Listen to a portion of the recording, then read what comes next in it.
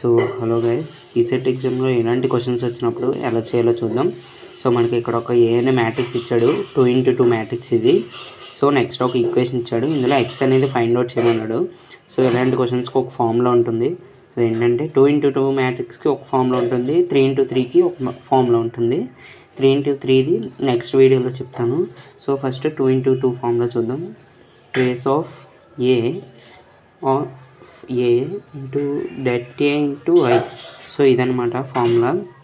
So A square as it is, trace అంటే ఏం లేదు, sum of the diagonals. So sum ఎంత, 3 + 3 6 of A, then A plus det అనేది వాడే ఇచ్చాడు కాబట్టి so 7 det value and I as it is అనమాట.